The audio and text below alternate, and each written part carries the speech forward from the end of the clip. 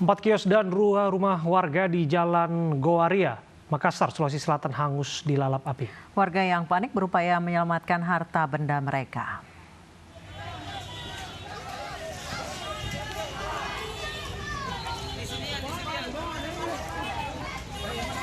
Kobaran api dengan cepat membakar 4 kios dan 2 rumah warga di Jalan Gowaria, Makassar, Sulawesi Selatan.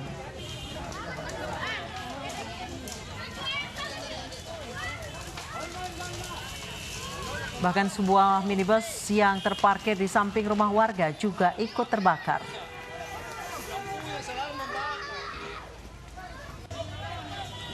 Warga yang panik berupaya menyelamatkan harta benda milik mereka.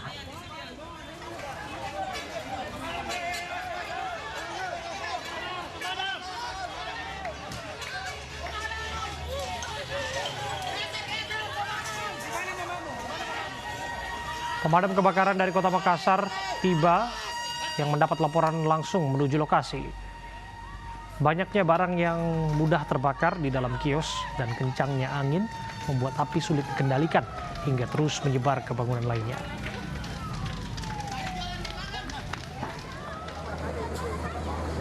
Empat kios yang terbakar merupakan bengkel, salon, dan toko kelontong. Diduga kebakaran ini akibat arus pendek listrik di salah satu rumah panggung yang berada di belakang kios milik warga. Api bisa dipadamkan 1 jam kemudian setelah petugas berjibaku memadamkan kobaran api dengan menurunkan 20 unit mobil pemadam kebakaran.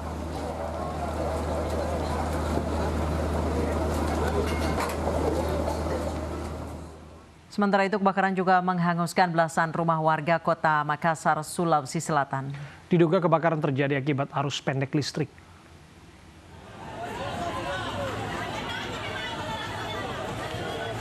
Kebakaran melanda permukiman padat penduduk di Kelurahan Cambaya, Kota Makassar, Sabtu pagi.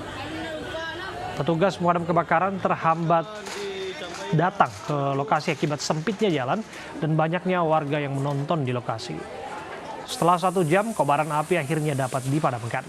Sedikitnya ada 17 rumah warga yang ludes terbakar.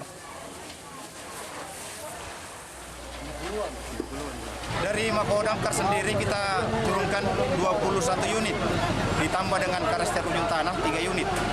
Kalau jumlah rumah Pak yang terbakar ada berapa? Jadi untuk sementara, data sementara jumlah rumah yang terbakar 17 dengan jumlah KK 40. Diduga penyebab kebakaran ini? Jadi dugaan sementara korsleting listrik.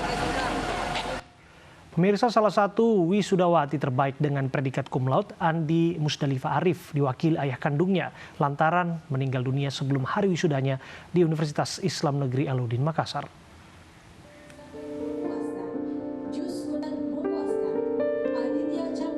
Arif Bukhori tak pernah membayangkan hari wisuda putrinya yang seharusnya menjadi hari bahagia berubah menjadi duka.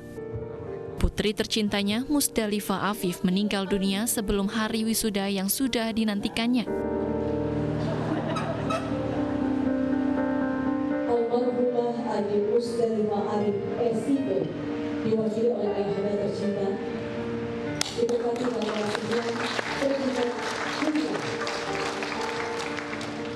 Arif hadir untuk mewakili putrinya dalam prosesi wisuda Universitas Islam Negeri UIN Alauddin Makassar.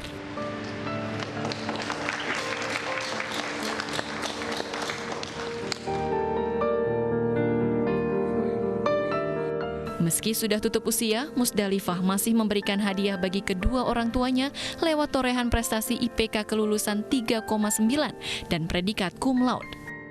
Orang tua yang ditinggalkan sangat kehilangan sosok Musdalifah yang aktif dalam berorganisasi dan peduli dengan keluarga.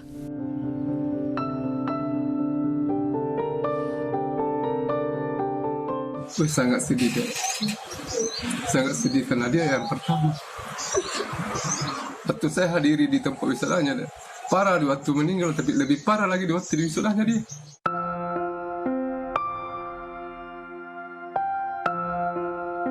Musdalifah meninggal dunia dalam kecelakaan tunggal di Kabupaten Bulukumba saat menjenguk rekannya yang sakit pada bulan Mei silam. Sebelum musibah kecelakaan terjadi, Musdalifah sudah merencanakan untuk melanjutkan pendidikannya ke jenjang S2 usai wisuda. Dari Makassar, Yoel Yusfin, dan dari Bulukumba, Sulawesi Selatan, Sulaiman Nai, iNews melaporkan. Pemirsa, sulitnya mendapatkan sinyal internet tidak membuat anak-anak di Desa Rantau Bakiang, Kabupaten Katingan, Kalimantan Tengah berputus asa untuk mengikuti kegiatan belajar mengajar secara daring. Seorang warga desa berinisiatif mengubah alat masak wajan menjadi antena agar dapat menangkap sinyal internet untuk belajar online.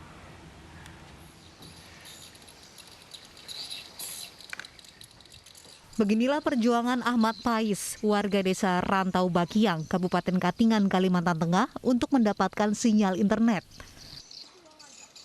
Ahmad merakit wajan yang biasanya digunakan untuk memasak menjadi antena yang dapat menghasilkan sinyal internet yang dipasang di sebuah tiang di atas bangunan sarang burung walet. Usaha Ahmad ini pun berhasil. Para pelajar dan mahasiswa yang selama ini kesulitan belajar dengan sistem daring di masa pandemi corona, kini dapat menggunakan internet secara gratis. Saya alhamdulillah terbantu dengan WiFi gratis, bisa mengakses jaringan di kampung saya saja, tidak harus ke sawitan, ke luar daerah dari tempat saya ini. Alat yang digunakan untuk menangkap sinyal internet ini sangatlah sederhana. Ahmad hanya memerlukan wajan dan perangkat lainnya. Yang untuk peralatan, untuk inovasi yang awal kita menggunakan peralatan seadanya, menggunakan sebuah wajan yang kita modif membuat seperti antena, kemudian kita membeli perangkat seperti access point, yang perangkat-perangkat yang harus kita perlukan itu melalui online karena kita juga di kampung. Sebelumnya para siswa ini harus berjalan jauh keluar desa untuk mendapatkan sinyal internet untuk mengikuti kegiatan belajar mengajar secara daring. Dari Palangkaraya, Kalimantan Tengah, Ades Atta, iNews melaporkan. Akibat cinta terlarang, seorang mahasiswa di Mataram, Nusa Tenggara Barat membunuh kekasihnya sendiri. Pelaku menjadi gelap mata setelah mengetahui kekasihnya tengah hamil.